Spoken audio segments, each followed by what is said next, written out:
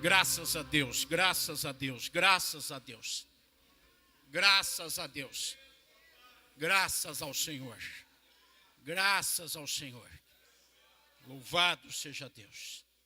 Eu fui sondar meu coração, depois de ouvir ontem a mensagem, e ter nascido esse temor que eu não estava só brincando, é real, porque tem sido muito forte o que a gente ouviu. Mexeu, eu sei, com vocês e comigo também, me desafiou, mexeu com as minhas estruturas, me colocou rumo e alvo em algumas coisas. E eu fui sondar lá o meu interior para ver se não é vaidade. Esse negócio de pregador que quer pregar e as pessoas gostarem do que ele prega.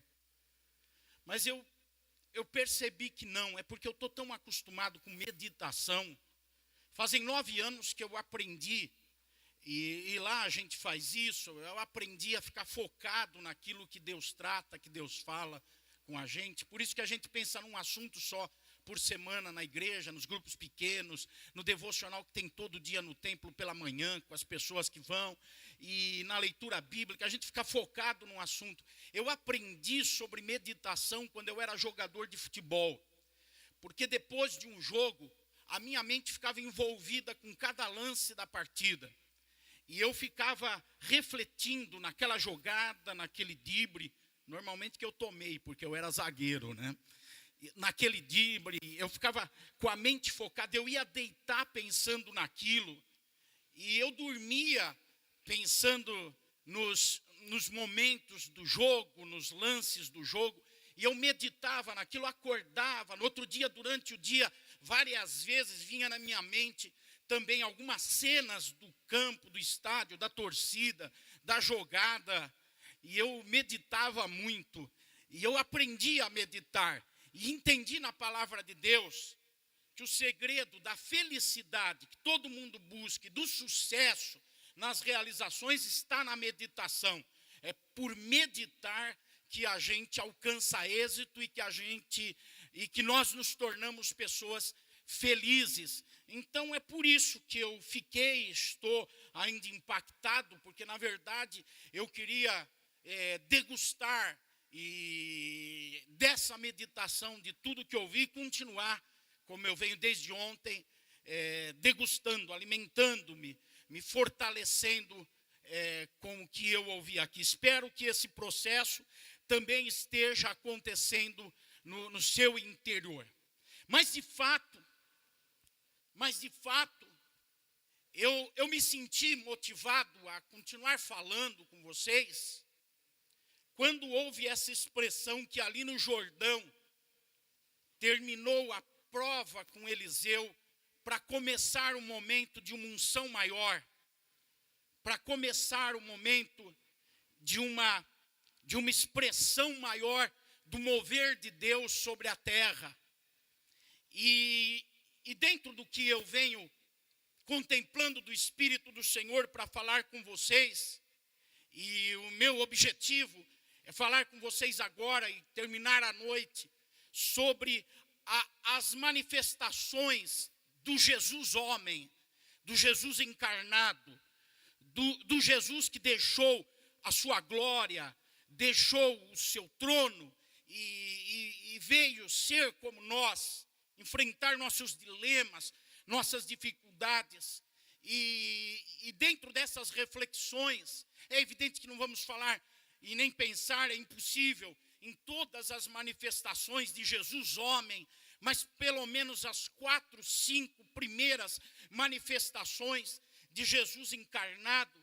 E na verdade, a sua exposição pública começa no Jordão.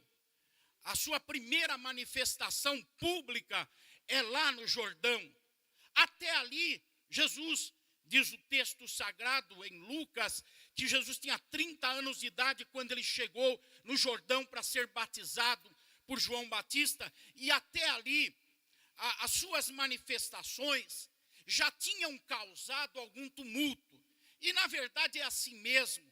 Mas os tumultos maiores aconteceram a partir do Jordão. E eu digo que essas manifestações de Jesus causaram tumultos, porque sempre que Jesus se manifesta, causa tumulto. Sempre que Jesus se manifesta, tem reboliço no meio. Sempre que Jesus se manifesta, tem inquietações.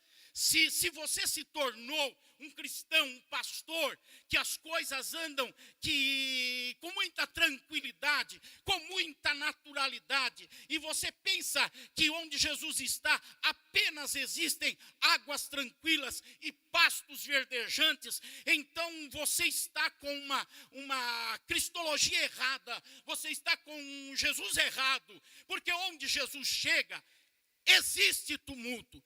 Tem que ter tumulto, tem que ter agitação. Antes dos 30 anos, nós temos referência bíblica de 2 manifestações de Jesus. E ainda que seja no nascimento dele e na infância dele, foram manifestações que causaram reboliço. Reboliço primeiro no contexto espiritual e derivando do que aconteceu no mundo espiritual, veio um reboliço na terra e aconteceram revoluções na terra e houve tumulto na terra. Nós vemos no nascimento de Jesus o tumulto que aconteceu. O nascimento de Jesus causou um tremendo reboliço nas regiões celestiais. A Bíblia nunca conta num período de tempo tão curto, tanto tráfego de anjos do céu para a terra e voltando da terra para o céu. Era anjo toda hora. Era anjo vindo falar com Zacarias. Era anjo vindo falar com Maria. Era anjo vindo falar em sonho com José. Era anjo falando com os magos que foram visitar Jesus. Era anjo vindo toda hora e ficou, imagine comigo, aquele tráfego de anjo no céu. E a Bíblia conta que é lá nas regiões celestiais que estão as potestades, que estão as hostes espirituais da maldade, que estão os príncipes das trevas atuando. E eu fico imaginando, viaje comigo nisso, daqueles seres malignos todos, vendo anjo para lá, vendo anjo para cá, e eles começaram a ficar tumultuados. Nunca tinha tido engarrafamento de anjo nas regiões celestiais, mas de repente era anjo para tudo quanto é lado. E aquele andar, ou melhor, aquele voar de anjos, começou a incomodar as regiões celestiais. Certamente, o diabo que conhecia as profecias e observava as situações, ele notou que Isaías tinha razão e estava chegando o príncipe da paz na terra.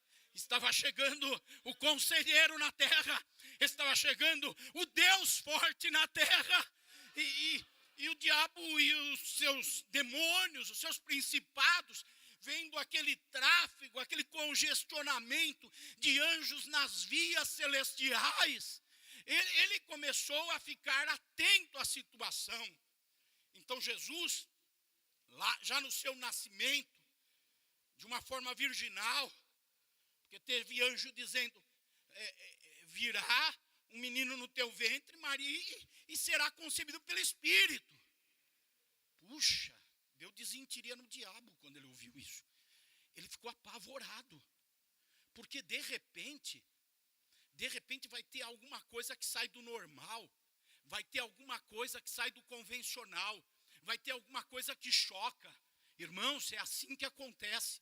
Quando Jesus se manifesta, tem sempre alguma coisa que choca, tem sempre alguma coisa que sai do convencional, tem sempre alguma coisa que inquieta, tem sempre tumulto quando Jesus se manifesta. E o diabo não ficou contente, vocês sabem que ele procurou alguém e encontrou o rei Herodes para matar as crianças, porque o rebuliço que acontece nas regiões celestiais tem reflexo na terra. As coisas que acontecem na terra é porque houve movimentação nas regiões celestiais. E aquele tumulto que Jesus causou nas regiões celestiais, quando ele ainda estava tomando a forma de carne, quando ele ainda iria vir ao mundo, aquele tumulto, ele se refletiu na terra e de repente as crianças até 2 anos de idade, em todo o em todo o território de Herodes, onde ele tinha domínio e controle, foram mortas e as mães estavam chorando e havia lamento, havia lágrimas, uma tremenda confusão na terra. Por quê? Porque o diabo, percebendo que na terra tinha um tumulto causado pela presença de Jesus, aquele que ia trazer essa unção, aquele que era a verdadeira expressão dessa unção, aquele que não era um espelho, mas era a realidade da verdadeira unção. Jesus estava vindo e o inferno ficou em tumulto e provocou tumulto na terra, e teve muita gente sofrendo por causa da investida maligna na terra, causando tumulto. Vocês acompanham a Bíblia, vocês conhecem a história bíblica, vocês sabem que tudo isso é uma realidade que aconteceu. O tumulto não era por acaso, não era por acaso, porque o apóstolo João ali na frente, ele fala que o mundo jazia no maligno, estava adormecido nos braços de Satanás. Havia uma cultura sobre a terra impregnada pela cultura maligna implantada desde o Éden. O Adão que veio e se entregou ao pecado e abriu a terra para uma cultura diabólica. E essa cultura fazia com que todo mundo se enquadrasse nela, todo mundo se tornasse um esmilinguido da cultura do inferno na terra, e todo mundo começou a se encaixar na cultura, a viver conforme a cultura, a falar conforme essa cultura maligna. E quando lá nas regiões celestiais o tumulto acontece, Satanás percebe, tem gente lá que vai querer mexer com a minha cultura, tem gente que vai lá tentar transformar a minha cultura, criar uma contracultura àquilo que eu estabeleci na terra. Está chegando revolucionário lá. E houve todo esse contexto de confusão na terra. Irmãos, Jesus não foi morto por Satanás. Ele conseguiu causar muito prejuízo na terra, mas aquilo que estava dentro do plano de Deus não foi tocado, não foi mexido. O diabo se espalhou morte, choro e dor em toda a terra, mas o que estava involucrado pelo propósito eterno de Deus ficou protegido, e Jesus não foi morto. A gente tem uma grande lição aqui, né? Se nós estamos dentro de um propósito de Deus, o diabo não nos toca. Ele não tem como chegar na nossa vida. Mas tudo ficou muito normal depois. As coisas se acomodaram. Jesus não foi morto. Começou a crescer. As pessoas voltaram a viver o seu dia a dia. As mães enlutadas com o tempo, ainda que com a dor, o sofrimento da perca dos seus filhos, viram o tempo passar e a cicatriz começar a ser feita no coração delas, embora é impossível apagar de vez o sofrimento que elas tiveram, que elas passaram. Mas passou.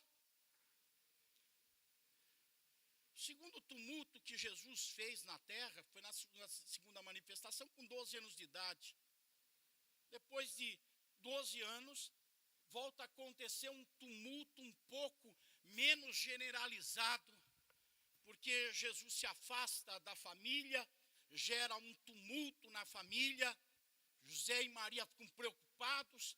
Ele está no templo, ouvindo, discutindo, perguntando, respondendo com os mestres, os rabinos, os entendidos. E ali também no templo há um tumulto na família, há um tumulto na religião, porque Jesus fala de uma forma que eles não estavam acostumados a ouvir. Jesus trata de questões que eles passavam de largo.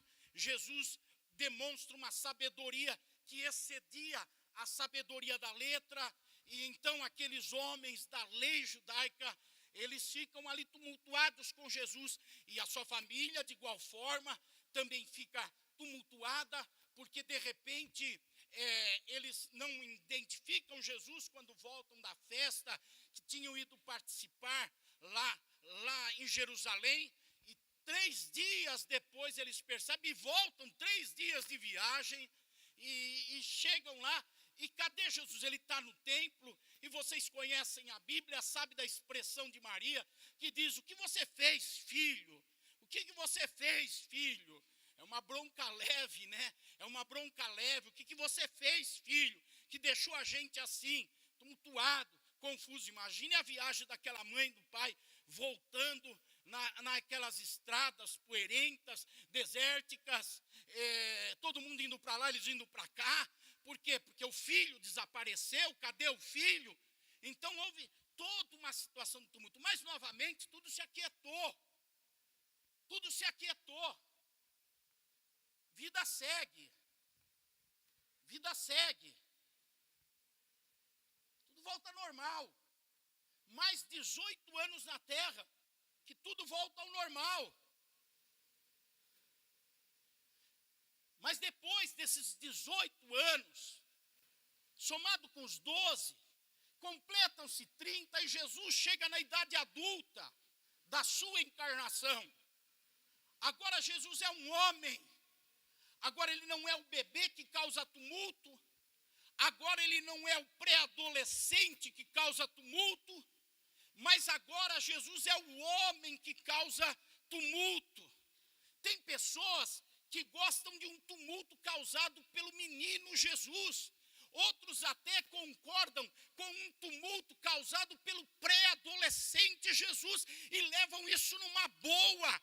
Mas o grande tumulto é quando Jesus vira homem. Aí começa um tumulto tremendo, que não tem volta, que não tem paralisia, que não vai acabar, que não são 12 anos, nem 18 anos, mas é um tumulto que vai mexer com toda a história da humanidade, pelos séculos dos séculos, e vai invadir a eternidade, e vai desfazer as obras de Satanás, e vai aniquilar o poder do inferno, e vai prender o diabo e julgá-lo e condená-lo a uma eternidade no lago de fogo e enxofre.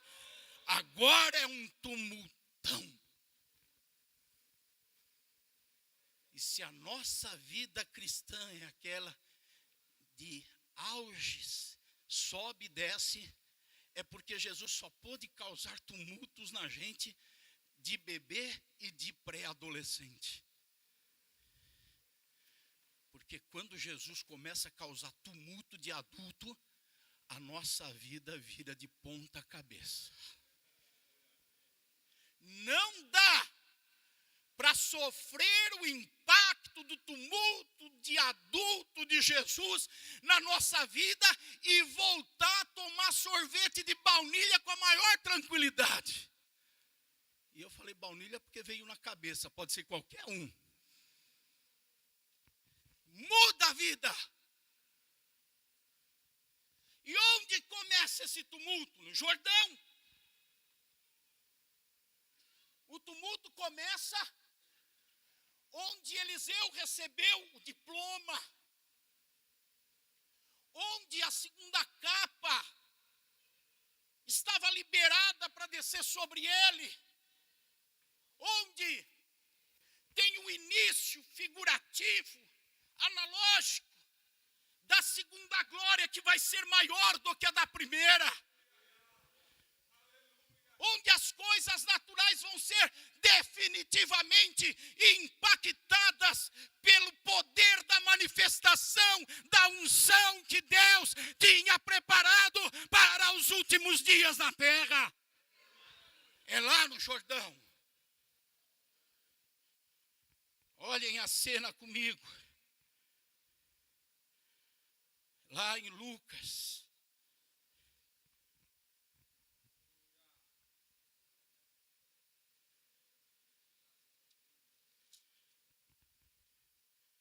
Lucas, no capítulo 2.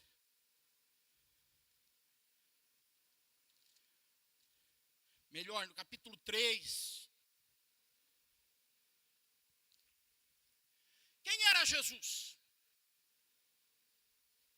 O Jesus que chega no Jordão, que João Batista, seu primo, está batizando gente a rodo.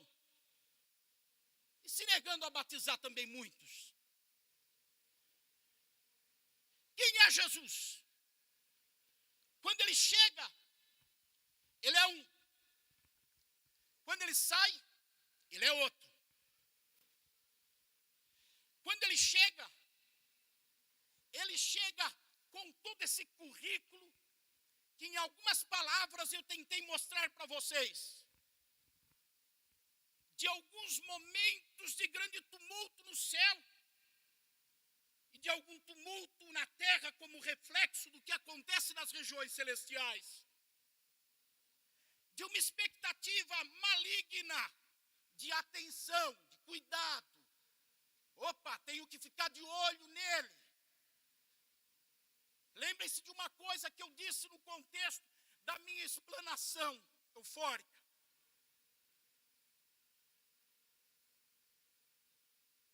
Satanás tem um controle sobre a terra, porque todos pecaram. Todos foram separados da glória de Deus. Satanás coloca uma cultura na terra. Edward Taylor, comentarista bíblico, ele fala de cultura. E ele diz que a cultura é um conjunto de sentimentos, pensamentos, que invadem a pessoa no seu interior, modelando-a por dentro, e que externa em comportamentos, ações, atitudes e reações diante das situações da vida, o espelho do que é a cultura. Então a cultura vem e modela por dentro para modelar os comportamentos por fora. E durante séculos, Satanás tem todas as pessoas na terra como detentores da mesma cultura. Todos estão com seus pensamentos, sentimentos, emoções modelados pela cultura que ele colocou lá no Éden, no primeiro Adão. E os comportamentos dessas pessoas vão levando a humanidade para um caos, para uma destruição completa. Nessas duas ocasiões antes dos 30 anos de idade, Satanás ficou preocupado. Mas parece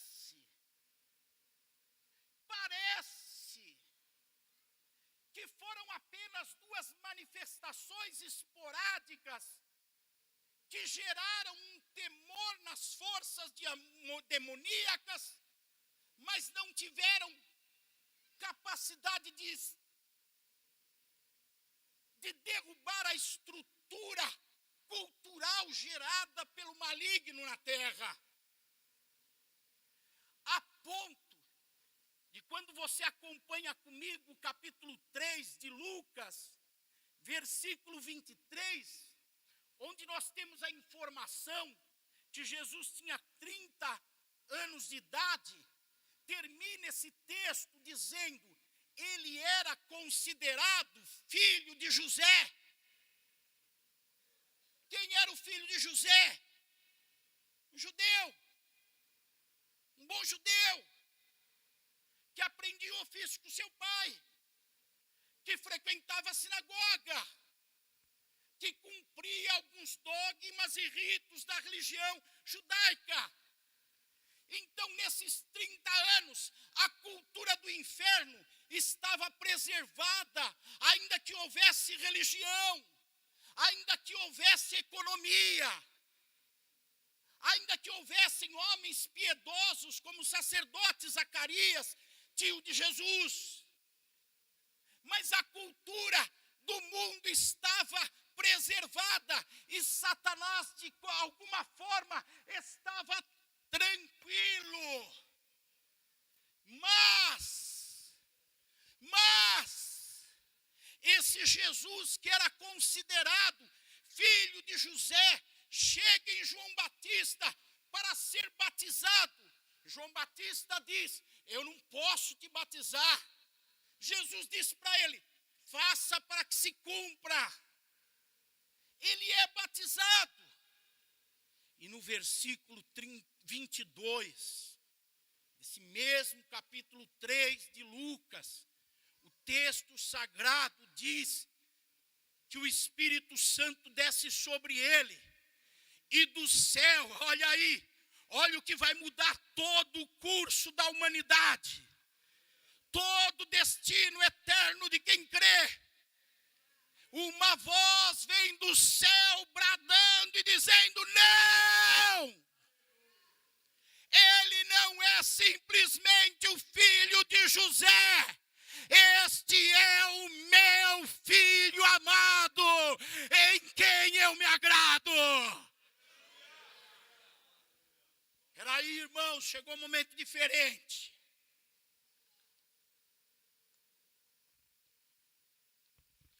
Elias veio, teve testemunho de Deus, nos seus milagres, nos seus sinais, nos seus prodígios. Eliseu veio, teve testemunho de Deus com a unção dobrada sobre ele. Mas nunca, naquela região de tráfego de anjos, uma voz desceu, declarando sobre Elias, ou declarando sobre Eliseu: esse é meu filho. Mas agora, os ouvidos dos demônios, das potestades e dos principados, e prioritariamente os ouvidos de Satanás, é assolado, é atacado pelo timbre daquela voz que não pode ser confundida, porque é a voz como muitas águas. E o timbre daquela voz ressoa nesses ouvidos, mas também nos ouvidos de todo mundo espiritual.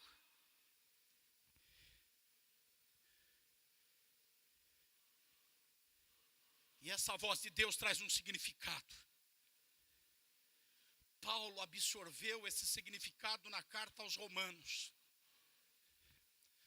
quando ele diz que o pecado entrou no mundo pelo primeiro Adão, mas veio o segundo Adão. O apóstolo João, na carta, ele confirma isso quando ele diz: esse é aquele que veio desfazer as obras de Satanás. João Batista confirma o testemunho quando Jesus vem e diz: este é o Cordeiro de Deus que tira o pecado do mundo. Então aquela cultura maligna plantada por Satanás na terra, que não conseguiu ser abalada por nenhum profeta, por nenhum patriarca, nem pelo Pentateuco, nem pelos sinais do Mar Vermelho, da nuvem de fogo, nada mexeu com aquela cultura maligna, nada acabou com ela. Ela continuava na terra, reinando soberanamente, mas agora vem o Jesus que causa tumulto. O Jesus que, quando chega, as coisas obrigatoriamente precisam sair do normal.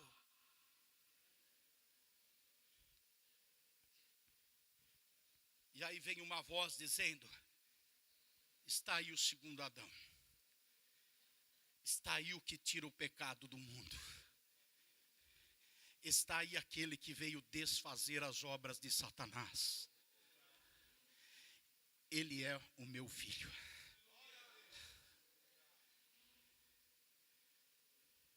Aquela unção que nós poderíamos figurativamente dizer, uma unção de glória, que se manifestou na tenda, no tabernáculo, no templo, que se manifestou nos patriarcas, nos juízes, nos profetas, que se manifestou pela operação do sobrenatural de Deus, aqui e acolá. Agora, aquela manifestação de glória, ela desce do céu na voz de Deus, dizendo: agora veio o que é perfeito, agora veio o que é completo. Este é o meu filho amado, em quem eu me comprazo. Jesus se torna o primeiro contra a cultura. O primeiro que se levanta de forma ousada, poderosa, moral, para poder dizer: eu vim desfazer essa cultura, eu vim destruir essa cultura. E os elementos da cultura, sejam eles políticos, econômicos e religiosos, não gostam disso. Porque a sociedade humana deitou em berço esplêndido dentro de uma cultura e trouxe os seus livros teológicos, e trouxe os seus mecanismos econômicos, e trouxe também o poder acadêmico e intelectual que tinha, e colocou tudo deitado nessa cultura dominada por Satanás. Mas uma expressão muito forte de Jesus em João 7,7, falando com os discípulos, ele diz: o mundo, entenda por cultura, vos odeia, porque odiou a mim primeiro. E sabe por que me odiou? Jesus diz: porque eu dou testemunho que o que ele faz é mal. O que a cultura faz é mal. Aquilo que está impregnado como normal é mal. Precisa haver um rebuliço, precisa haver uma mudança. E Jesus declara isso, e porque ele declara isso, ele se transforma no primeiro contra a cultura. O primeiro que efetivamente se posiciona e promete dar início a uma revolução contra a cultura maligna, onde todos pecaram e todos estão destituídos da glória de Deus. E nas suas pregações Jesus vai andando e dizendo: tem um caminho alternativo, tem uma opção absoluta. E aquele que crer em mim não verá a morte, mas terá a vida, a luz da vida. Aquele que crê em mim tem a vida eterna. Ele ataca essa cultura. Diga: o diabo nunca se dá por vencido. O diabo nunca se dá por vencido.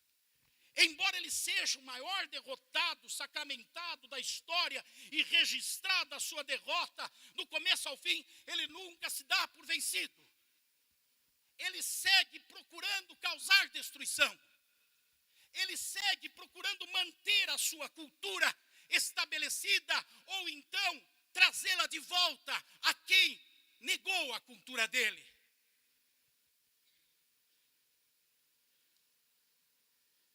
Nós viajamos pelo tempo aqui, indo de Gilgal para Betel, Jericó, chegando no Jordão. E no Jordão, Jesus vem e com o seu ato e com a declaração do Pai: este é o meu filho amado, em quem me comprazo. Ele deixa de ser o filho de José, o carpinteiro. Ele deixa de ser um judeu comum, um homem comum, e tem agora uma declaração do céu dizendo: esse é diferente. esse é maior que todos, esse é superior a todos, esse traz a mais profunda revelação do céu.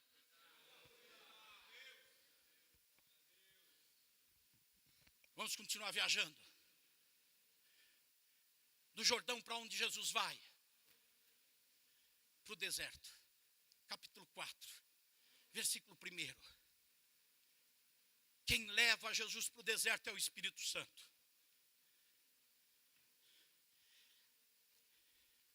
O diabo vê uma oportunidade. E olha que cara ousado. Ele quer desviar Jesus.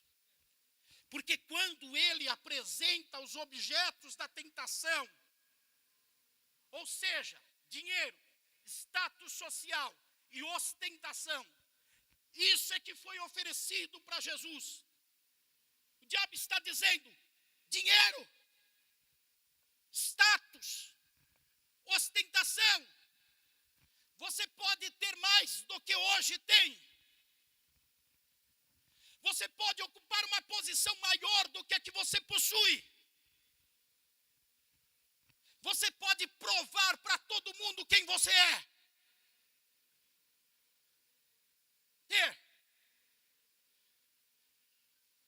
Ter mais. Provar. Dinheiro. Status.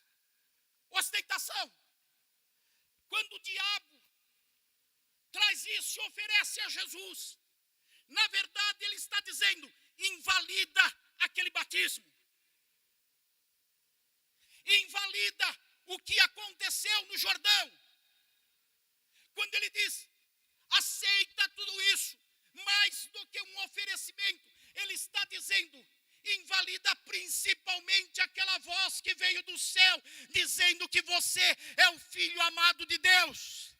Porque o diabo sabe que ele podia lidar com tenda, com tabernáculo, com templo, com profeta, com patriarca e com juízes. Mas o diabo sabe que ele não podia lidar com aquele que é o Filho de Deus e que tem na sua vida o testemunho do Pai. O diabo está dizendo: nega o batismo. Enquanto o Espírito Santo leva Jesus ao deserto para autenticar o batismo, o diabo tenta usar a mesma situação para desfazer o plano de Deus e aquela declaração que fez de Jesus um contra a cultura, o primeiro contra a cultura.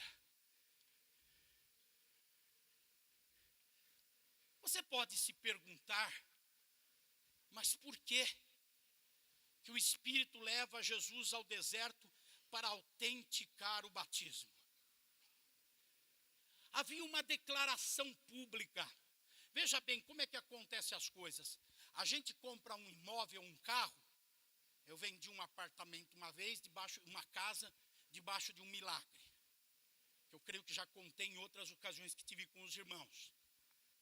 Por uma questão médica, eu tinha que sair daquela casa que tinha mais de 100 degraus.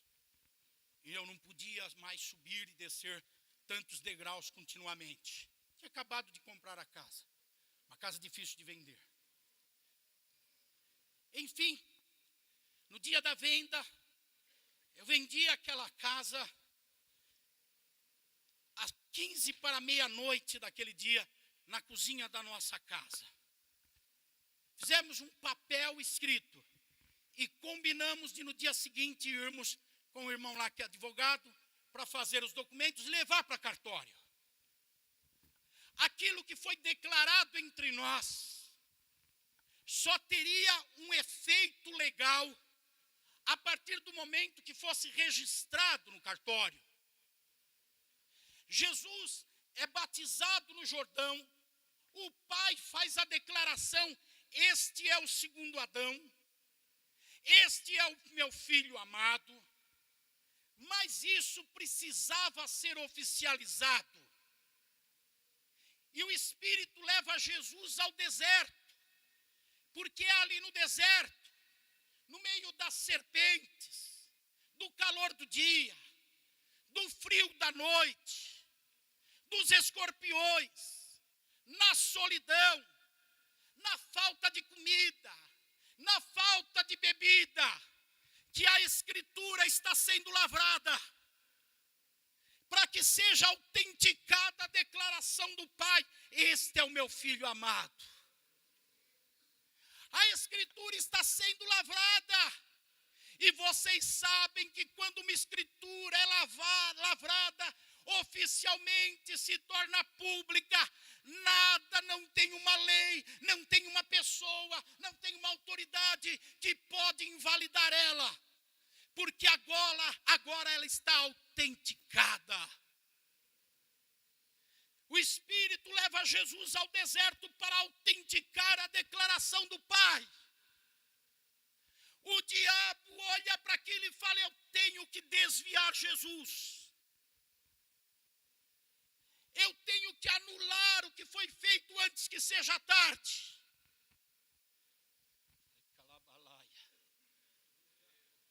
Aleluia. Aleluia. O diabo entra em cena e oferece as 3 coisas que eu disse para vocês. Vamos repeti-las: dinheiro, status social, ostentação. O diabo oferece as 3 coisas, na expectativa de que Jesus vá ceder em uma delas. Eu posso imaginar a cena, por favor, viajem comigo no imaginário e pensem numa cena no reino espiritual, nas regiões celestiais, na expectativa dos demônios. Satanás vendo todo o seu império na terra ameaçado e ruindo. E em cada nova oferta, olhares demoníacos, ouvidos diabólicos estão atentos para perceber se de alguma forma Jesus vai invalidar o que tinha sido declarado. Me ajuda aí, fala para o seu irmão: Jesus tirou 10. Jesus tirou 10.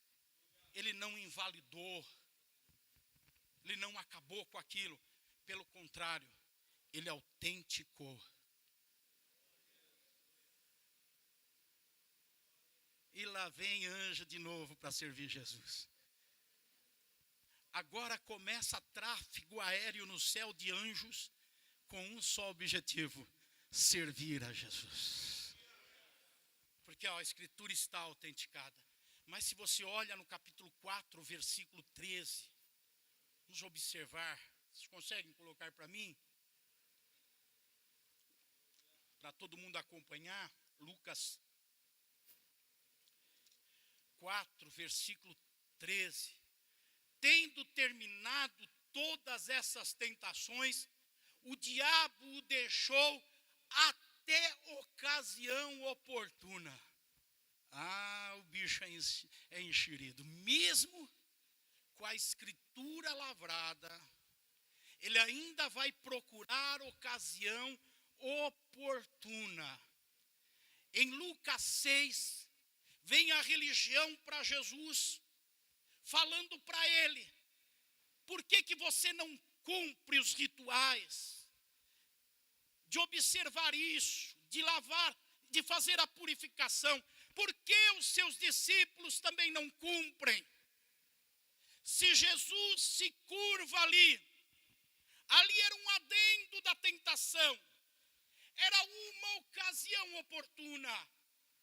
Se Jesus se curva ali e diz: eu vou me deitar também no berço esplêndido da cultura religiosa e fazer o que todos estão esperando que eu faça, e seguir mediante o que a minha razão, ou lógica, ou raciocínio de terceiro julga que é o mais sensato eu fazer em relação à religião. Se Jesus esquece a voz de Deus dizendo: este é o meu filho amado, este é o segundo Adão, este é, aí a voz de João, o que tira o pecado do mundo. Este é a voz do João discípulo, o que desfaz as obras de Satanás. Se Jesus ouve o questionamento da religião, é invalidado o seu batismo. E Jesus passa a ser mais um desviado na terra. Mais alguém pronto para ser esmilinguido. Mais alguém pronto para ser igual a todo mundo. Ele não aceita. Em Mateus 21, Jesus está entrando em Jerusalém. Palmas, folhas de palmeira são colocadas aos seus pés para ele caminhar.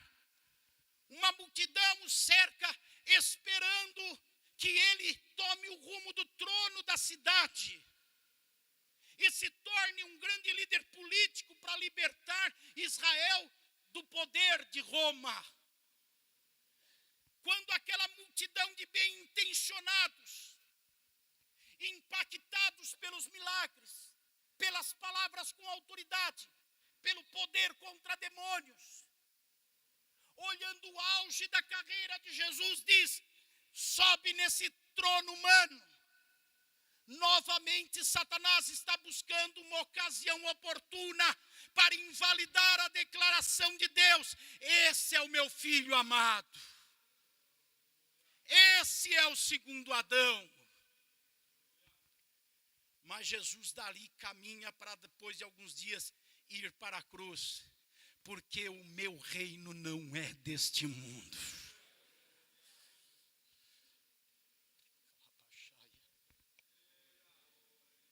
Momentos antes de ir para a cruz, ele começa a preparar o estado de ânimo dos discípulos. E ele começa a dizer: está se aproximando o dia. No capítulo 16 de Mateus,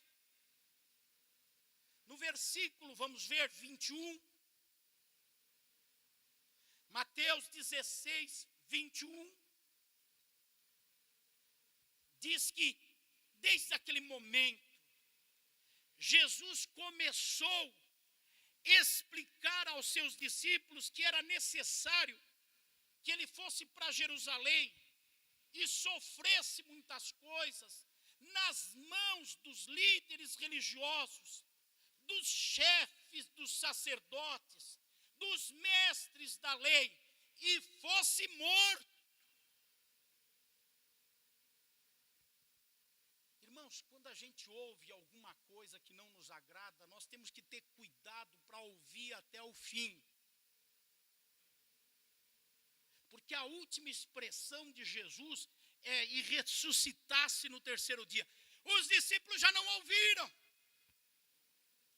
Eles ouviram a via crucis, o sofrimento, a morte, a perseguição.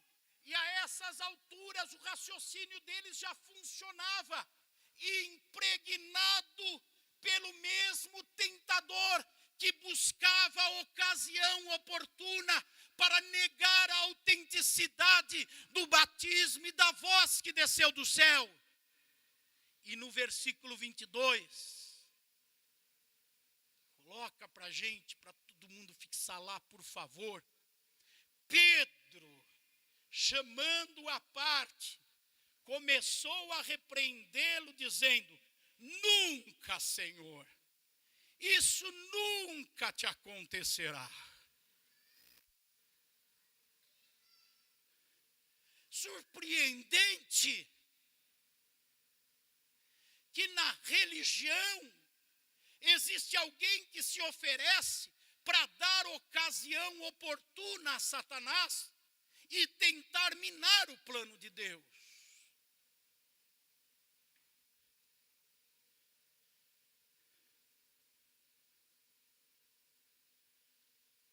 Também é surpreendente que pessoas que admiram Jesus, apreciam Jesus, que veem os seus milagres e feitos e o seguem, querem fazer dele rei, também se deixem usar por Satanás para tentar invalidar a declaração de Deus.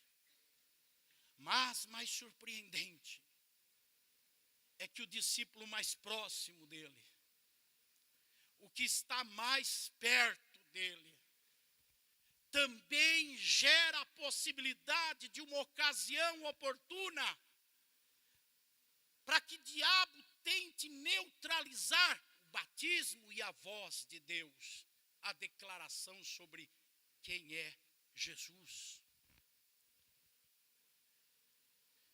Não para aí. Vocês sabem que Jesus é crucificado e no capítulo 23 de Lucas tem a narrativa da crucificação. Lá no deserto, capítulo 4, Satanás vem e diz: se você é o Filho de Deus, salta daqui de cima, prova para as pessoas, ostenta, mostra a tua posição e status, mostra quem você é. Satanás não é bem sucedido. No versículo 36 de Lucas 23, os soldados dizem para Jesus: se você é o rei dos judeus, salve-se a si mesmo. Novamente uma ocasião oportuna encontrada por Satanás, e dizendo o mesmo objetivo da tentação: ostente e prove quem você é. Jesus não responde. Jesus é preso, colocado na cruz. Do lado dele, 2 malfeitores. E um deles, no versículo 39, se volta para Jesus e diz: você não é o Cristo? Então salve-se a si mesmo e a nós. Lá aos 30 anos de idade, Jesus começa um ciclo que é o ciclo final sobre a terra. E o diabo em seguida vem tentar demovê-lo da posição. Nos últimos segundos da vida do Jesus humano, ele está na cruz e o diabo ainda encontra uma ocasião oportuna para declarar a mesma coisa. Eu ainda tenho a minha oferta para você. Eu ainda estou disposto a te ter para mim. Eu ainda estou querendo te fazer mais um no meio desse povo todo. Mais um aculturado. Mais um que vive atrás desses objetivos que o aculturamento humano produz. Eu estou pronto, eu não desisti, eu continuo te esperando.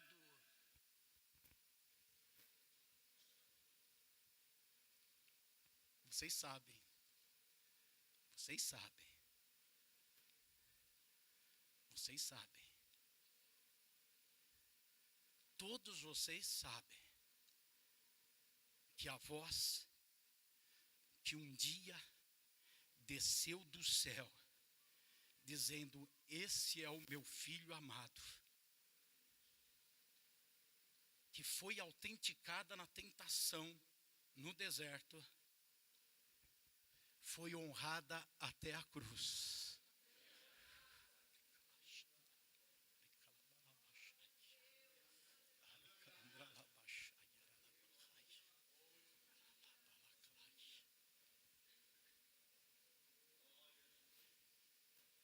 De prático, eu trago para a nossa vida que nós estamos no mesmo caminho.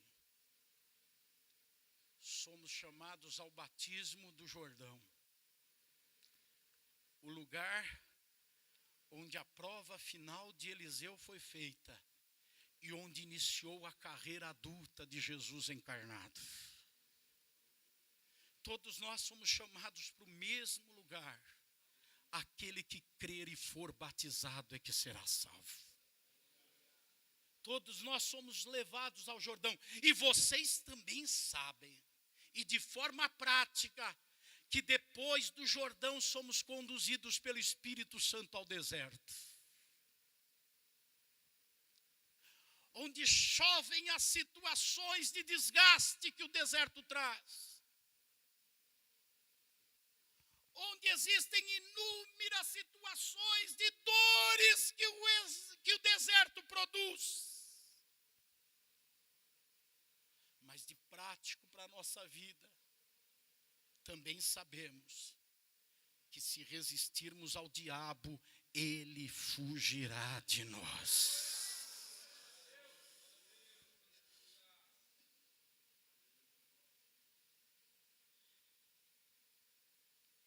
O apóstolo Paulo doutrina toda essa situação, dizendo em Romanos 12, versículo 2, não se amoldem ao padrão desse mundo.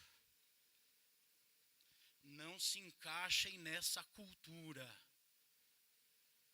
mas transforme-se na mente, renovando-a, quer dizer, pegar o que está feito e fazendo ser novo a cada dia, em cada momento. Eu creio que Jesus passou os 3 anos e meio do seu ministério terreno, sendo atacado, sendo acusado, sendo perseguido. O deserto não acabou ali. Foi até a cruz. Mas em todo o tempo, na mente dele estava a lembrança de uma voz que disse, este é diferente. Esse é o meu filho. Isso foi tônico para ele renovar a sua mente. A cada nova dificuldade, a cada nova tentação. Irmãos, nosso irmão Paulo declarou que o Espírito de Deus testifica junto com o nosso espírito que nós somos filhos de Deus. Aquela voz que do céu bradou e disse, este é o meu filho amado, agora está dentro de você. Agora está selando o seu espírito, a sua fonte de vida, de inspiração, de motivação, com a mesma expressão. Esse também é um contra a cultura. Quem está aqui que é contra a cultura, levante a sua mão e glorifique ao Senhor. Aleluia! Aleluia!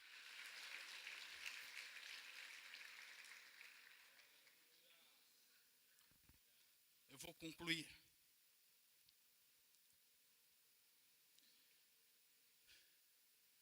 Eu vou concluir com uma resposta sobre o porquê. O porquê Jesus venceu. O porquê ele superou o que tinha que superar. O porquê ele resistiu. O porquê ele chegou na cruz sem negar a autenticidade da declaração que o Pai fez e ele confirmou no deserto. Por que que ele não perdeu aquilo que veio do início sobre ele? O porquê?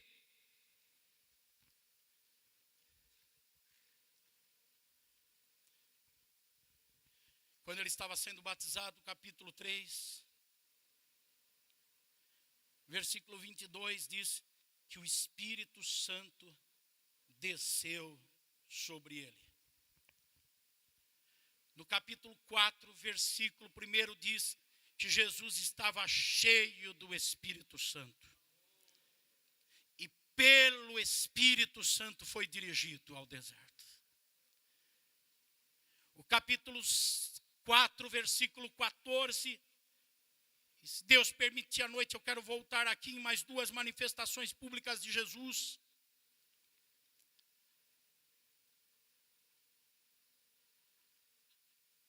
Na terceira manifestação pública de Jesus, agora ele sai do deserto e vai para a Galileia. Que viagem já fizemos ontem à noite e hoje, né? Agora, depois do Jordão, vai para o deserto, do deserto vai para a Galileia, e agora ele começa a sua vida pública, propriamente dita, de ministério, de ensinar, de curar enfermos, de expulsar demônios.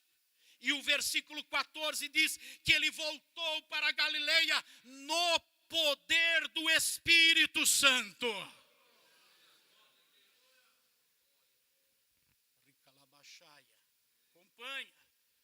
Acompanha. Acompanha. Quando ele chega na Galileia, o primeiro ato dele é ensinar. O segundo é expulsar demônios. O terceiro é curar enfermos nessa ordem. Ele chega na Galileia. Ele entra na sinagoga. Entregam a escritura para ele. Versículo 16 diz que ele se levanta para ler. O versículo 17 diz que ele abre no profeta Isaías. O versículo 18 ele diz: o Espírito do Senhor está sobre mim.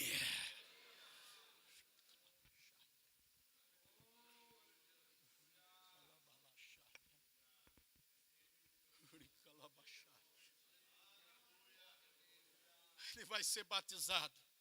O Espírito vem sobre ele, dando uma ideia de controle, de autoridade, de poder, de posse. Agora é meu, aleluia, de prático. Um dia o Espírito Santo veio sobre você e disse: agora é meu. Lembra desse dia? Eu tinha 16 anos de idade. Você lembra desse dia? Eu não era perfeito, eu era cheio de problemas muito mais do que tenho hoje. Muitos erros, enganos, muito mais do que ainda tenho hoje. Mas antes de eu ser uma pérola preciosa, sendo uma pedra bruta, quando chega no Jordão, quando a segunda capa cai sobre a nossa vida, a voz de Deus vem sobre nós. Então o Espírito de Deus toma posse e controle da sua vida.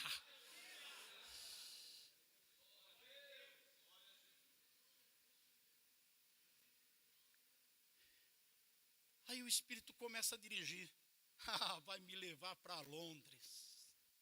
Não, leva para o deserto. Te leva, Caquitim, para Medianeira.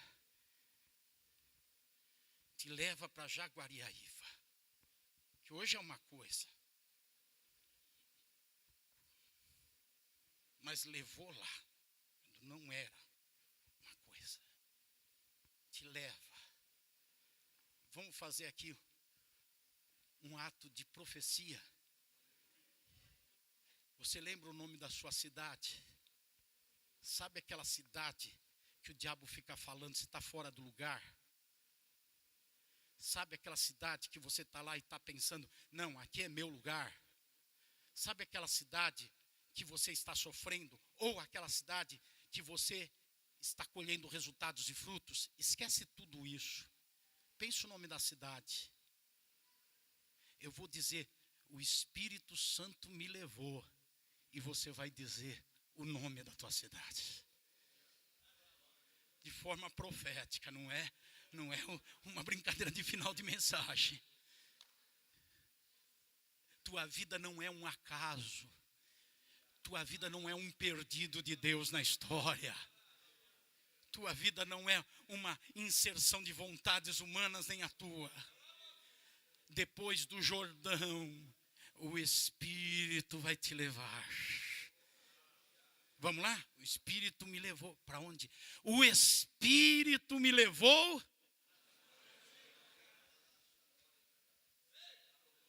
É melhor do que onde o Espírito levou Jesus. As cobras são figurativas lá. Os escorpiões também. A fome é proporcional ao teu desejo de consagração. Jesus foi para o deserto, mas ele estava dirigido pelo Espírito Santo. Então o Espírito que vem está com autoridade sobre ele. A autoridade é para dirigir e a direção é para levar aonde o Espírito Santo quer levar. Enquanto o Espírito Santo tem um propósito no deserto, o diabo tem outra intenção. mas é porque Jesus chega no deserto cheio do Espírito Santo, que os planos de Satanás vão ser invalidados naquele deserto. E na tua vida não é diferente. Seja cheio do Espírito Santo, que por piores que sejam os planos malignos, eles vão perder força, vão perder essência, eles vão se desfazer. E você vai autenticar a voz que está dentro de você, dizendo: você é meu filho. Você é meu filho. Jesus, com a autoridade do Espírito sobre ele, cheio do Espírito, que agora a autoridade deixou de ser só na cabeça sobre, mas passou a ser interior.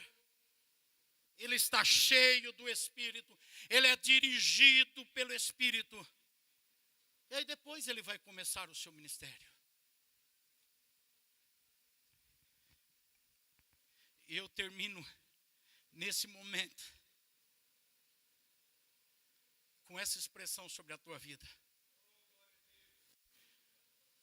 O Espírito do Senhor está sobre mim. Foi a expressão que Jesus declarou na sinagoga. Aquele que 3 anos e meio atrás, lembram? Lucas 3, 23, a história dizia, ele era considerado filho de José. 3 anos e meio atrás, ele era filho de José, judeu, o comum.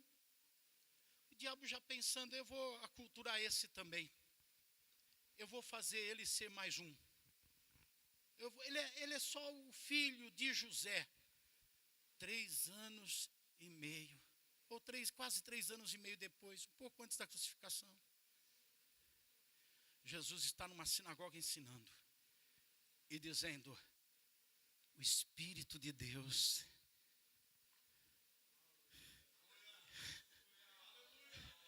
está sobre mim. É o Espírito do Senhor na tua vida que faz você deixar de ser o Zé. Você pode chamar José, mas você vai deixar de ser o Zé. É o Espírito de Deus sobre a tua vida que vai impedir que você seja só o pastor da igreja. Eu comecei agora, recentemente, ter uma ideia. Recentemente, eu sei que outros já têm essa ideia há muito tempo, mas eu comecei a ter uma ideia que eu sou pastor de 106 mil moradores no bairro do Mandaqui, em São Paulo. Eles não sabem, mas eu já sei. Invariavelmente eu saio com a Leonor de casa para ir para a igreja e eu vejo gente indo para lá e para cá e eu falo para ela assim, essas pessoas estão indo para o lugar errado, a igreja é para lá. Eu vejo uns jogando bola na quadra, está errado. Eu sou até um pouco mais ousado, eu vejo o crente com a Bíblia na mão indo para outra direção, eu falo, estão indo para a igreja errada.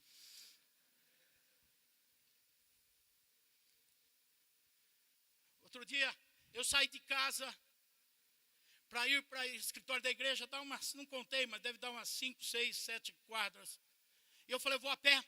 E eu fui fazer uma caminhada a pé. No caminho, 5 pessoas passaram. Ô pastor, alguém, a paz? Eu sou motorista de ônibus. Pastor! Eu comecei a entender, eu não sou o pastor da igreja. Eu nem conheço aquelas pessoas. Isso acontece todo dia. Domingo passado, ou retrasado, eu saí de manhã para pegar o carro estava na rua para ir para a igreja. Eu tô saindo para pegar o carro, espaço de 20 metros, da porta do condomínio até o carro. E eu estou andando, vem um cara carregando lixo não, é produto reciclável. Aquele carrinho de mercado, carregando latinha, ferro, tal. Ele para mim e fala assim, que horas são? Eu falo, as horas, ele fala para mim, você é o pastor Joel, né? Eu falei, sou. Eu já fui lá uma vez. Eu falei para ele assim, então, volta, estou te esperando lá. E tem mais, quando você voltar lá, vai lá na frente e me dá um abraço. E não é que ele foi no domingo seguinte na igreja?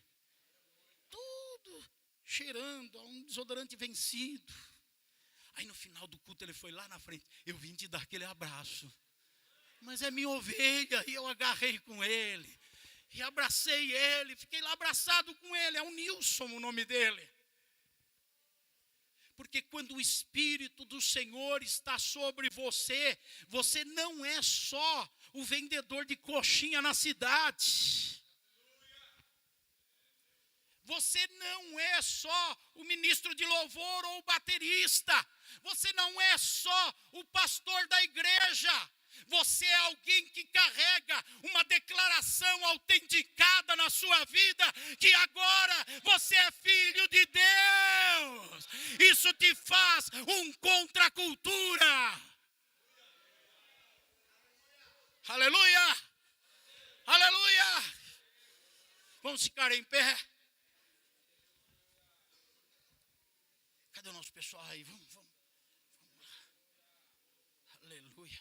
Ô leão, vem cá, leão. Quero ficar perto de leão. Quando a gente está perto de leão, não tem urso. Né? Quero ficar perto desse leãozão aqui. Vai. Aleluia. Aleluia. Aleluia. Você não esperava hoje o que Deus fez contigo aqui, né? Não, eu vi você caído aqui, rapaz. Eu falei, queria ser ele, queria estar ali jogado. E não ter que subir lá para pregar agora.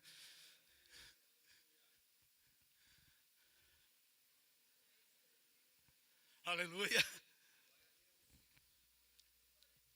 Aleluia. Lembra? Jordão é bom. Mas para a nossa história é só o começo dela. Só o começo dela. Continua caminhando. Enquanto eles se preparam aqui. Pai. Ô Pai. Nós estamos sendo tremendamente desafiados desde ontem à noite, pelo menos para mim, cheguei ontem, a se mexer, a não ficar dando voltas em Gilgal, a não ficar ali em Betel, que é até tida como casa de Deus, mas que gente aculturada fica ali, tirando sarro, zombando, ridicularizando.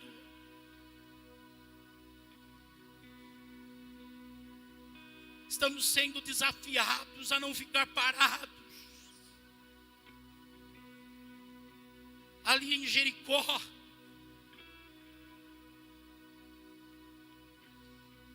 ou então, apenas a ir para o Jordão e ter só uma capa sobre nós de um cargo, mas recebermos uma outra unção, não aquela que é delegada pelas pessoas que têm autoridade para delegar para a gente, mas aquela unção que é outorgada a quem a conquista, porque não dá voltas na vida, porque não se impressiona com a zombaria, porque não aceita a mesmice. Alguém que vai até o Jordão para ouvir uma declaração que não é humana, não é institucional, uma declaração que não vem do gabinete de uma assembleia, mas uma declaração que rompe pelos céus até chegar na terra. Para ouvir uma declaração, nós somos desafiados de que nós somos teus filhos. Estamos aqui desafiados, Senhor, a aceitar a direção do Espírito que veio sobre nós. Ainda que essa direção seja o deserto. Parece que todos os outdoors das estradas que levam ao deserto estão dizendo sofrimento, mas a gente consegue enxergar uma placa, onde o Senhor diz pela boca de Oséias, o profeta, que vai nos levar ao deserto para ali falar com carinho em nossos corações, e vai transformar o vale de Acor, o vale de lágrimas, em uma porta de esperança. Estamos desafiados a sair do deserto, autenticando a tua declaração que somos teus filhos, e a seguir para a nossa Galileia, e abrir as Escrituras em nossa sinagoga, e depois de passar tudo isso, ler o profeta Isaías e incorporar essa mensagem,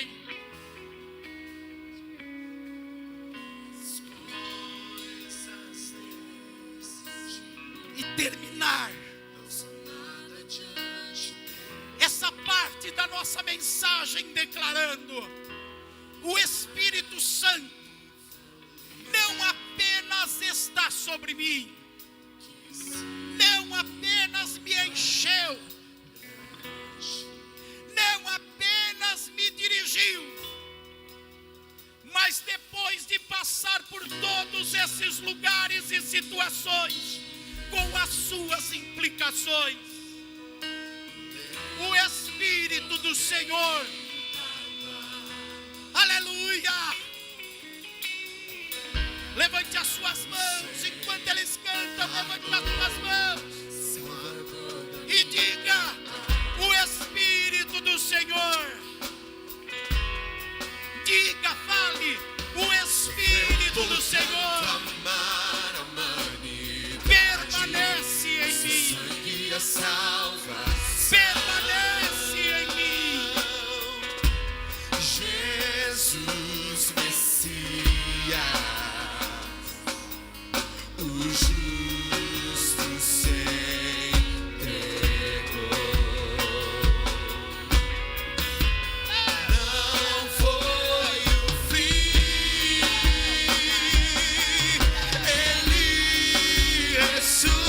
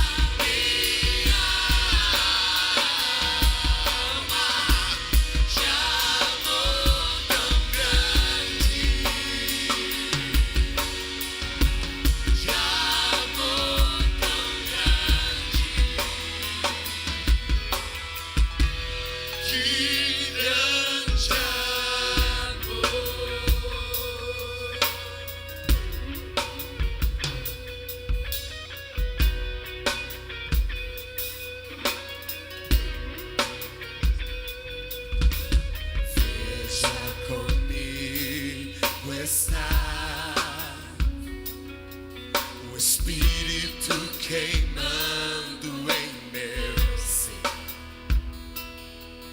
amigo e protetor, que me leva à verdade.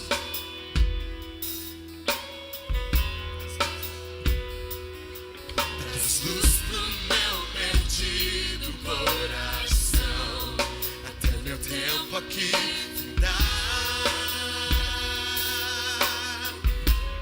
Ó Santo Espírito, teu reino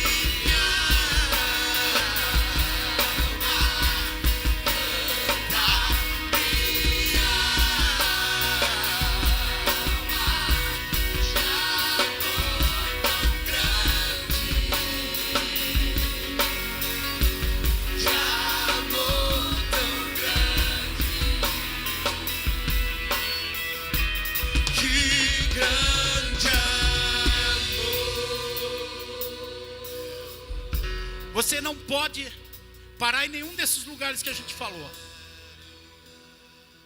Teu lugar agora é a sinagoga. Contextualize. E depois sair da sinagoga e ir para a rua.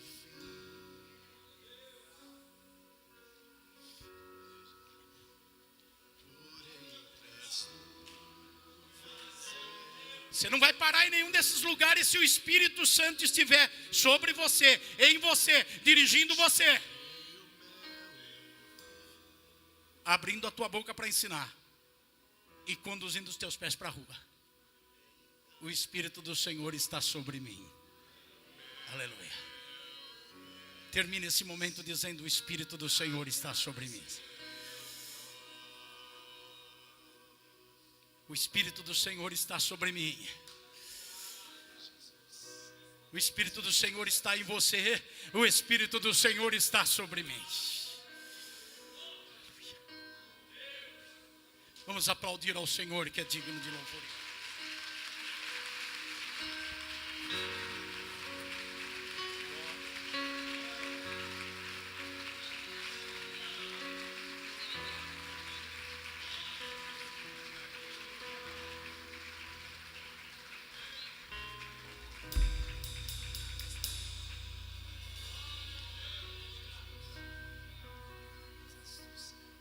Aleluia. Graças a Deus. Pode sentar, queridos. Que palavra, que momento. Presença de Deus sobre nossas vidas, né? E tem muito mais para acontecer. Mas agora nós queremos ir para um momento administrativo, um momento em que se faz necessário algumas orientações e também diz respeito à questão de secretaria e tesouraria. Mas antes disso, nós queremos fazer a apresentação dos nossos oficiais e ministros que serão consagrados em 2020. Aqueles que serão recebidos e consagrados em 2020. Eu quero chamá-los aqui à frente, e à medida que for chamando, o pastor Márcio e o Diego. O Diego vai organizá-los aqui, né, e depois nós vamos ter um momento de oração por todos. Aqueles que serão consagrados a presbíteros da cidade de Curitiba, Vila Guaíra, Alcimar Antônio Lisieiro Júnior.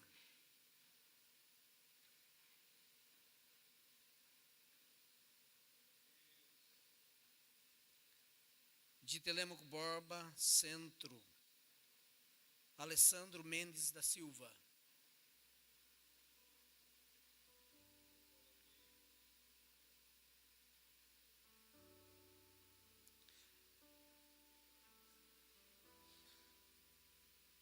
De Telêmaco Borba, Centro, Glauco Hernani Ferreira.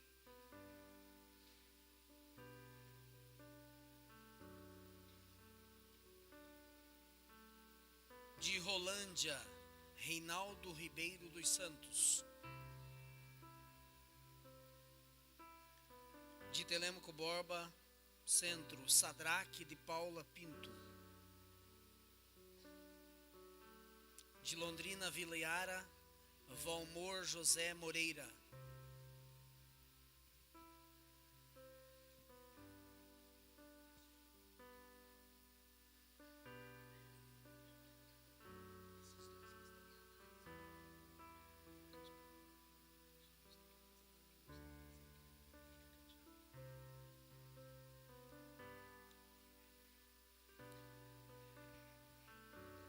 Quero só citar o nome de mais dois irmãos que não puderam vir, mandaram justificativa, a empresa não liberou eles, mas eles já estão se preparando para o ano que vem, que eles devem estar aqui para a consagração. O Bruno de Souza Machado, de Londrina, no Jardim Pérola, e também lá do Jardim Pérola, em Londrina, Lucas Diógenes Silva. O pastor deles trouxe já a devida justificativa com a palavra de que no ano que vem precisam estar aqui. Também queremos chamar que vai ser consagrada a evangelista de Foz do Iguaçu, Jardim São Paulo, Paulo Henrique Santana.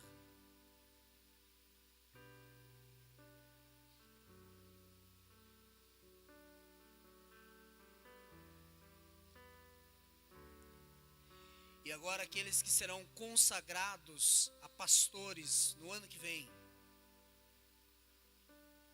De Curiúva, Alexandro Carriel.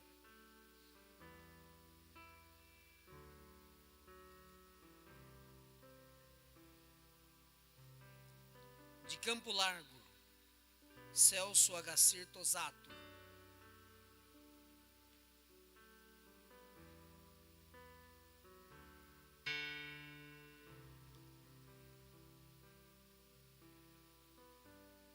De Ponta Grossa, lá no Santa Paula, Josias Rodrigues de Aguiar.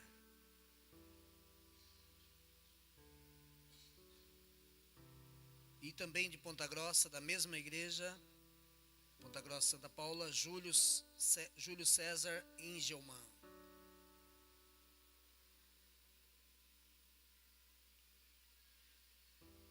De Cascavel, Jardim São Cristóvão, Marcos Ferreira Lemos.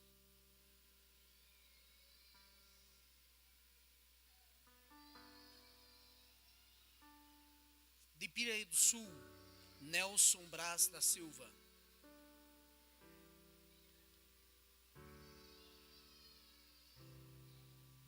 De Cascavel, Guarujá, Renato Cardoso de Sá.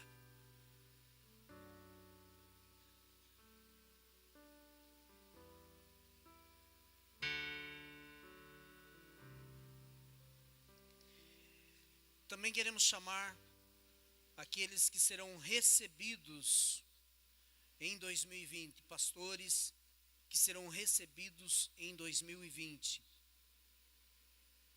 De Curitiba, pastor Paulo Ramos Correia.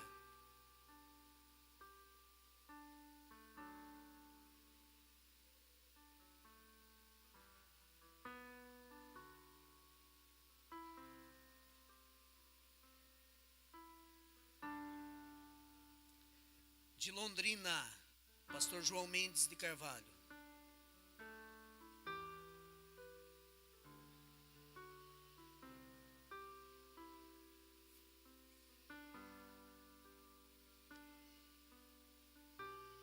De Cambé, pastor William Donizete Cunha.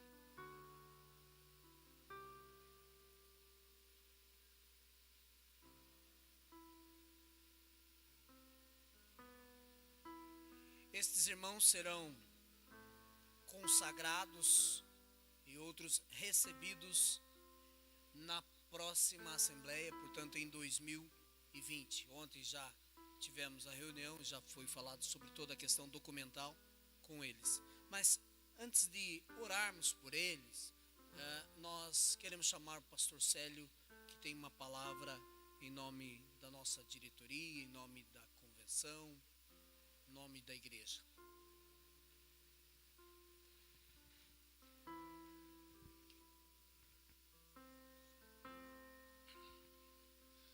Bom dia, queridos, paz seja convosco, amém? Que manhã extraordinária, que manhã profética, duas ministrações que tocaram e impactaram os nossos corações, mais do que isso, nos influenciaram. E este é um momento muito especial para a história da igreja no Paraná. Nós estamos aqui apresentando os futuros oficiais da igreja e os futuros pastores que serão consagrados e apresentando aqueles que serão recebidos na Assembleia de 2020, cumprindo meramente um dispositivo do nosso estatuto. E a diretoria da convenção, o pastor Celso Carneiro, nosso presidente, me pediu que eu desse esta palavra, porque estamos tendo a alegria de apresentar aos irmãos e serão recebidos oficialmente pela nossa convenção, pastor Paulo Ramos Correia. Pastor Paulo Ramos Correia foi presidente de nossa convenção, é um amigo pessoal, é alguém que trabalhou, tem uma história na denominação, que semeou, que plantou muitas igrejas, inclusive nesta região aqui, e está retornando à denominação, e nós queremos apresentá-lo com muita alegria, e ele está aí à disposição para continuar servindo a igreja, servindo o reino. Você pode convidá-lo para estar na sua igreja, um homem que tem uma palavra de sabedoria, uma palavra muito forte de ensino. Então é com muito prazer que, em nome do presidente, pastor Celso, e de toda a diretoria, nós fazemos menção do pastor Paulo Ramos Correia. Pastor João Mendes de Carvalho, também conhecido por todos nós, foi também diretor da nossa convenção, tá? Diretor da nossa convenção e diretor do Conselho Nacional, e que está retornando à denominação, conhecido de todos, um evangelista nato, né? E quem não se lembra, ontem, aliás, sexta-feira, ainda na ministração, o pastor Arnoldo Schwartz fez menção do ministério do pastor João Mendes na cidade de Londrina, quando ia para as praças lá no calçadão de Londrina, orar pela cidade de Londrina, muitas das vezes levando ovos, levando todo tipo de afronta, mas semeou e plantou uma igreja que hoje nós temos em Londrina, as igrejas que estão lá hoje, fruto do seu ministério. Então fazemos menção desses dois nomes que estão sendo apresentados para recebimento da nossa convenção. Pastor William também, que foi pastor nosso em Cornélio, já foi nosso pastor, e que estava no estado de São Paulo, e que está retornando, já está pastoreando a nossa igreja lá em Cambé, e nós com alegria também estamos apresentando, porque a gente que você já conhece também, um grande evangelista, um grande homem de Deus. Para orar por todos esses nossos queridos, queremos convidar o pastor Arnoldo Schwartz, para fazer esse momento de oração. Vai estar orando, e peço que a igreja se coloque em pé, que os convencionais se coloquem em pé, e o pastor Arnoldo estará orando por esses nossos queridos que estão sendo apresentados e serão consagrados na Assembleia de 2020 e recebidos oficialmente, credenciados pelo Conselho Nacional também na Assembleia de 2020. Que o Senhor possa os abençoar. Esperamos ser bênçãos na vida desses homens e temos certeza que eles serão bênçãos em nossas vidas. A paz do Senhor, queridos. Levante sua mão em direção a estes homens que foram separados para o santo e poderoso ministério, e que eles possam fazer a diferença em suas cidades. Em nome de Jesus, poderoso Deus e eterno Pai, na autoridade que foi nos constituído neste momento de abençoar estes homens, Senhor, que pelo seu desempenho, pelas suas garras, pela sua força, pela sua disposição, e suas igrejas viram o potencial que existe dentro desses homens, vindo da tua parte, esta unção que flui em nossos corações, Deus. Nós profetizamos sobre a vida deles, que este ministério não seja um ego na sua vida, mas que seja, Senhor, um caminhar de joelhos para conquistarmos almas para o teu reino, Senhor. Protege eles, guarda eles, livra eles, em nome de Jesus Cristo, para a glória de Deus. Amém. Aplauda aí, Deus abençoe.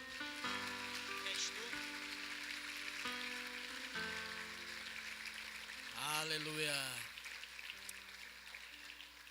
Obrigado, queridos. Pode voltar aos seus lugares.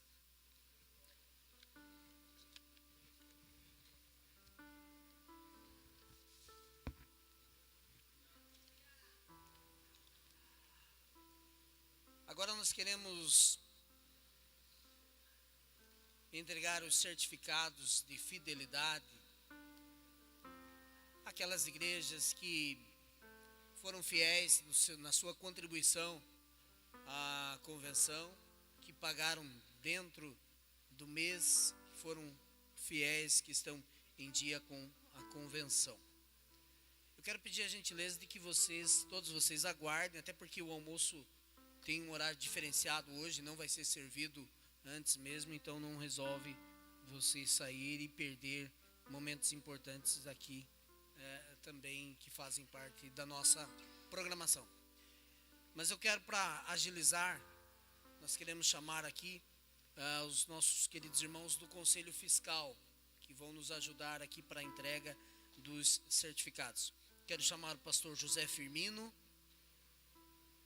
o pastor Valdinei Fernandes, o pastor Josias Chibilinski, o pastor Elvino Lum, o pastor Edmilson, se estiver por aí, porque ele ia levar o pastor Jetro, acho que foi levar, né? Então, o pastor Hélio Alves. Tá. Os certificados estão aí, né?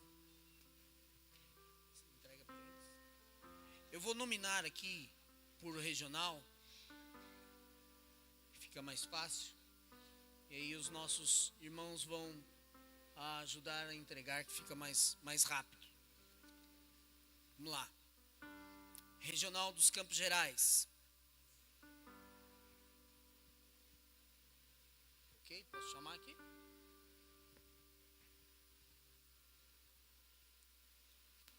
Vamos lá. Castro.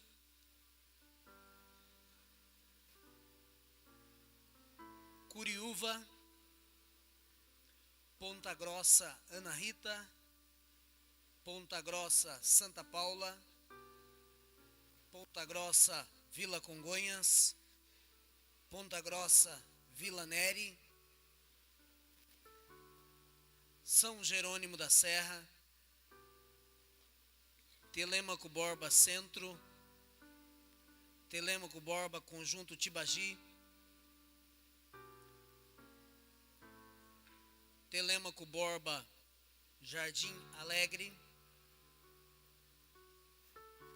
Telêmaco Borba Jardim Bandeirantes.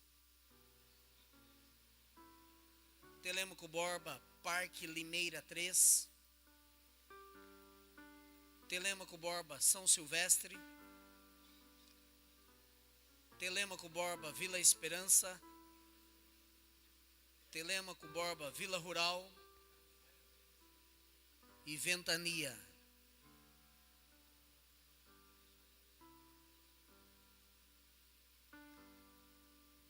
Essa é a nossa regional dos Campos Gerais.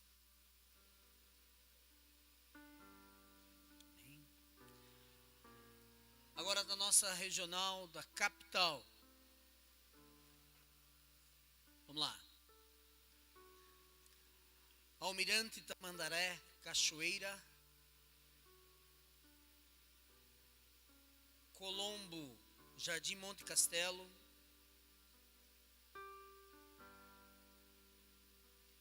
Curitiba, Boqueirão.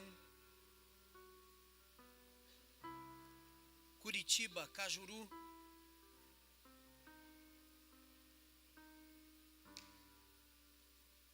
Curitiba, Capão Raso.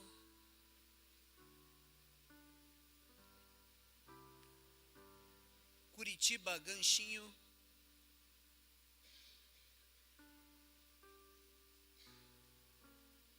Curitiba, Pinheirinho.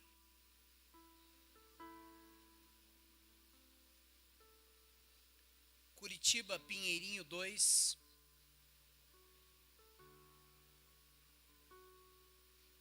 Curitiba, Sítio Cercado. Curitiba, Vila Formosa.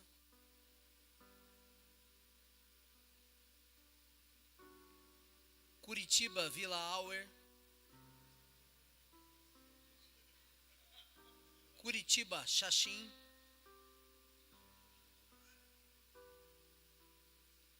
Lapa. Pinhais, Centro. Pinhais, Vila Maria Antonieta. Quitandinha, Centro. Quitandinha, Pangaré. Rio Negro e São José dos Pinhais, Quississana.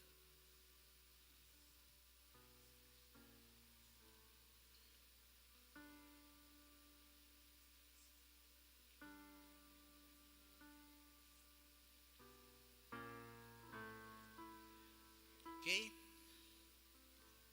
Agora da nossa regional litoral.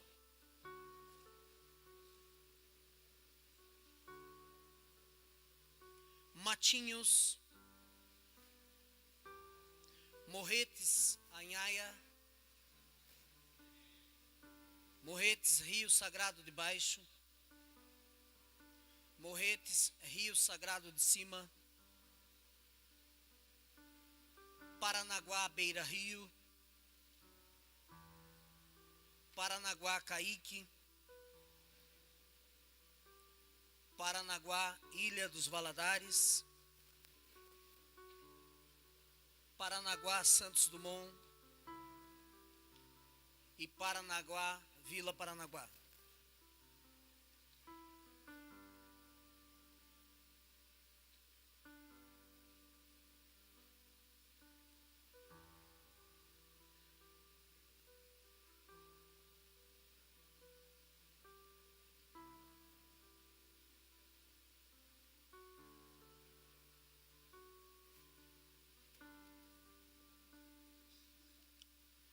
Agora os pastores que receberão o certificado de fidelidade da região noroeste.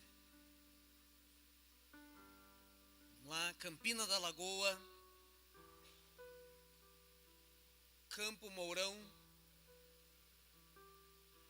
Engenheiro Beltrão, Luisiana,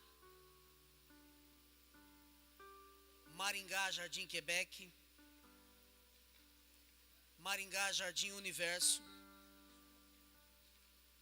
Maringá, Vila Esperança, Nova Olímpia, Quinta do Sol,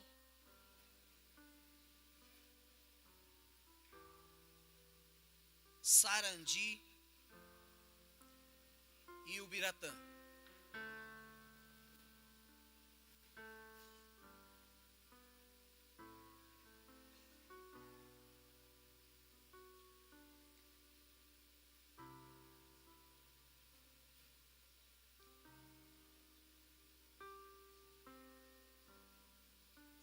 Chega aqui, pastor. Agora os pastores da Norte 1, Regional Norte 1, para receber os certificados de fidelidade. Alvorada do Sul, Apucarana Centro, Arapongas São Pablo, Arapongas Santa Ana, Cambé Ana Rosa, Cambé Jardim Monte Castelo, Centenário do Sul, Guaravera, Ibiporã, Jataizinho, Londrina e Magaua, Londrina Jardim Pérola, Londrina Santa Rita, Londrina Jardim Tropical, Londrina Jardim União da Vitória, Londrina Monte Carlo, Londrina Santa Cruz, Londrina Vila Industrial, Londrina Vila Iara, Londrina Vivi Xavier, Lupionópolis, Porecatu e Rolândia.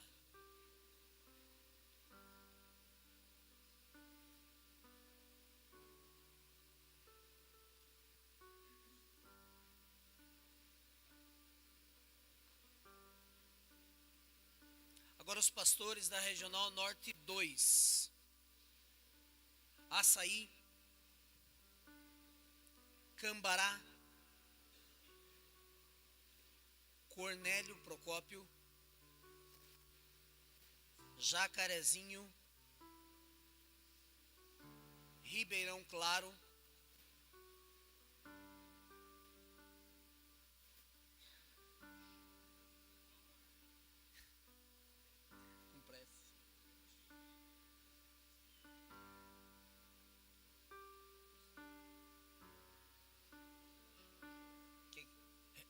Norte 2, Açaí, Cambará, Cornélio Procópio, Jacarezinho, Ribeirão Claro e Santo Antônio da Platina.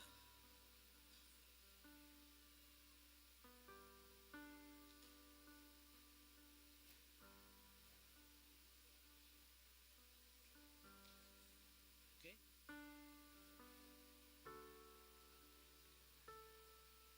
Norte 2, Açaí, Cambará, Cornélio Procópio, Jacarezinho, Ribeirão Claro e Santo Antônio da Platina. Acho que alguns não estão aí. Vamos lá. Norte Pioneiro. Norte Pioneiro. Congonhinhas.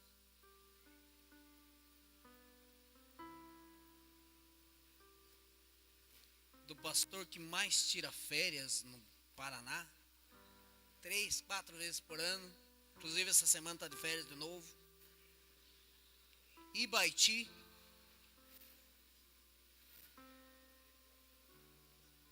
Jaguariaíva,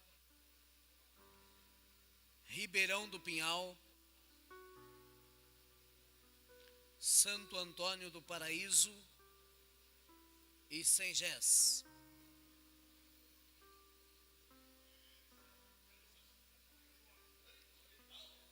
Da Regional Oeste 1, Cascavel Santa Cruz, Cascavel São Cristóvão, Cascavel Tocantins 1, Cascavel Vila Clarito,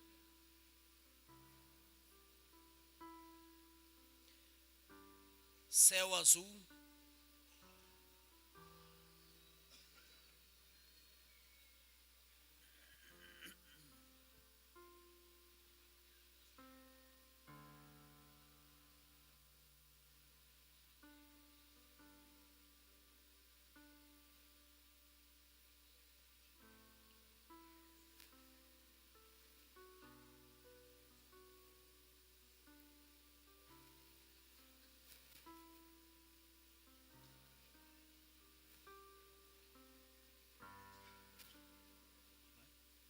Foz do Iguaçu, Jardim Columbelli,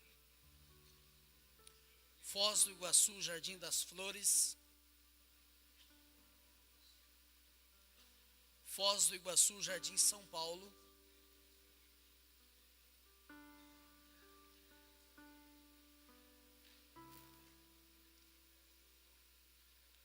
Oeste 1.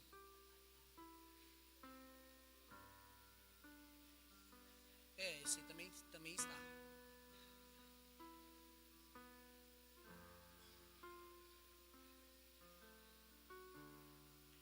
Foz do Iguaçu, Jardim Columbelli, Foz do Iguaçu, Jardim das Flores, Foz do Iguaçu, Jardim São Paulo, Foz do Iguaçu, Vila Yolanda, Matelândia, Medianeira, Santa Teresa do Oeste, Santa Terezinha do Itaipu e Vera Cruz do Oeste.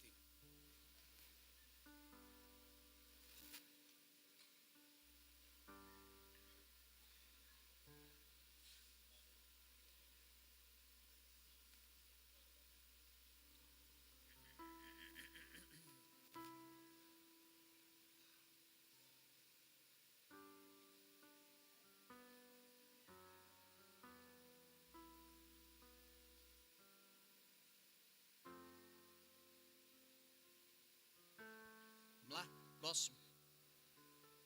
Regional Oeste 2. Assis Chateaubriand, Brasiliana, Guaíra, Nova Santa Rosa,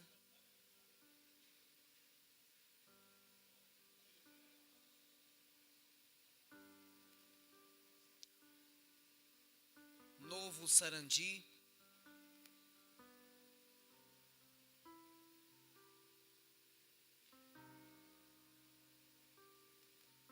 Palotina e Toledo.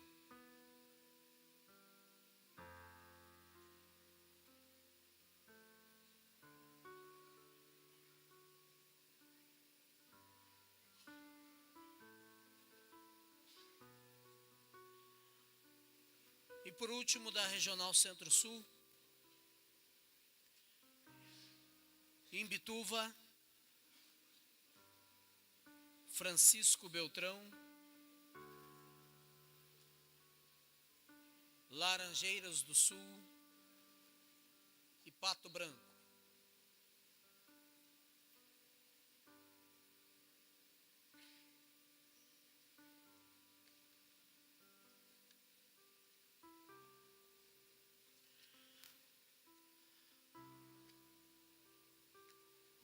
Amém? Alguns pastores que foram chamados que não pegaram, de repente não estavam aqui, depois procuram lá a Secretaria da Convenção. Obrigado, pessoal da Comissão de Conselho Fiscal, melhor dizendo. Obrigado pelo apoio, aí, pessoal do apoio. Se você tiver alguma dúvida sobre essa questão, por que você não recebeu, sua igreja não recebeu, também pode nos procurar lá. Muito embora nós falamos aqui das regionais, daqui a pouco vamos apresentar para você aí uma tela, umas mudanças, vão sofrer algumas modificações aí, as regionais. Nosso presidente vai falar disso daqui a pouco.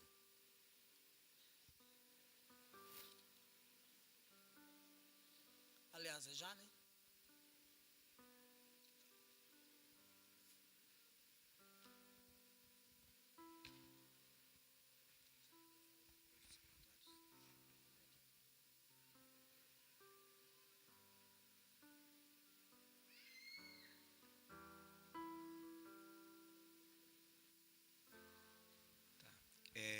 Esses momentos, eles são, às vezes, meio chato, né? Mas são necessários, é preciso, né? Fazem parte da nossa Assembleia. Que bom fosse nós ficássemos apenas adorando ao Senhor e ouvindo ministrações, mas são necessários.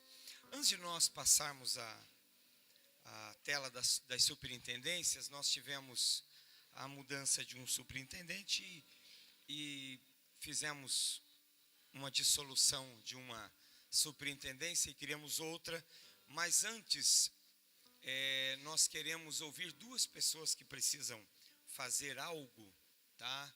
Que é o pastor Ezequias e o pastor Luciano. Venham cá, por favor, os dois. E eu vou dar 5 minutos para cada um, tá certo? Então, se alguém falar mais do que 5, vai comprometer o horário do outro, tá certo? Tá? Não podemos dar mais do que isso por causa do nosso tempo. Vamos ouvir primeiramente o pastor Ezequias, depois o pastor Luciano. Bom dia a todos, a paz do Senhor.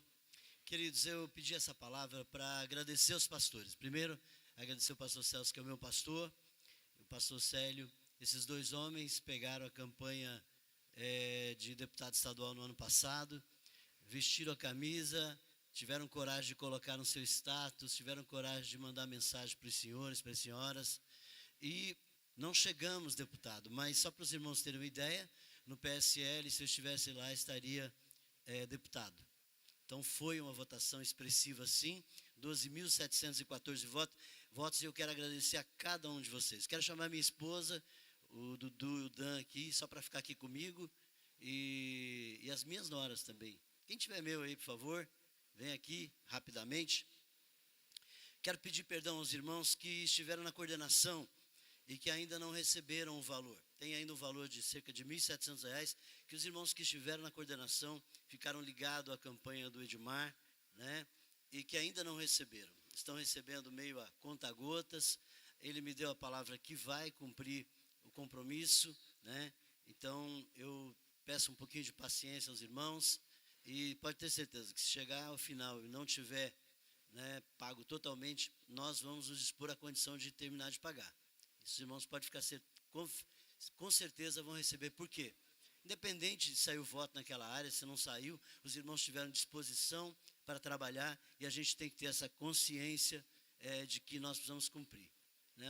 Tem um pastor, um irmão somente que está me incomodando bastante, nem é da nossa igreja, uma pessoa que já ajudei bastante, mas até agora não cumprimos tudo, então acontece, né, pastor José Bueno, de alguns, às vezes até irritar outros, né, por entender que foi um momento que eu não tinha condições, mas precisava ter um deputado federal e ele nos ajudou nisso. Eu só tenho a agradecer por tudo que aconteceu nessa campanha. Foi um momento de Deus para a minha vida, um aprendizado muito grande, né? Eu quero falar da importância, pastores, das nossas igrejas lançar candidatos a vereador na próxima eleição. É muito importante que Ponta Grossa se una às igrejas de Ponta Grossa, lance um candidato em Ponta Grossa, que Londrina, onde eu fiz quase 800 votos, pastor Moisés também, junto com a sua esposa lá, nos ajudou bastante, pastor Tinonim, né, citando esses dois, para citar Londrina, né, fizemos quase 800 votos e eu só fui 2 vezes a Londrina. Então, eu estou vendo aqui alguns rostinhos, né, queria falar todo mundo, né, lá embaixo, Paranaguá, quase 400 votos, sabe, cidade que eu fui 2 vezes. Então, irmãos, foi muito bom. E em Curitiba nós dobramos a votação de vereador, chegamos a 6.635 votos, então foi uma marca razoável. Eu preciso buscar essa marca para se reeleger em Curitiba. Mas é importante que nós, onde temos 2, 3, 4 igrejas, reúna os pastores. Se precisar que eu vá até lá, eu vou estar lá, né? Paranaguá é um lugar que dá, Ponta Grossa, todas as cidades, no Cascavel nós já tivemos candidato com 800 votos lá, mais de 800 votos, né? Inclusive o irmão está aqui. Então, assim, a gente precisa se unir para que a gente possa ter mais candidatos, né? Se os irmãos tiverem dificuldade de buscar um partido para colocar esse irmão para ser candidato, eu também estou à disposição. Tá bom, queridos? Eu quero agradecer publicamente a minha família, e a minha família, eu pedi para que eles viessem aqui, como um ato de agradecimento à sua família, que honrou a nossa família, que honrou o meu nome, né? E eu jamais posso desonrar aquilo que Deus fez através do seu voto. Teve pastores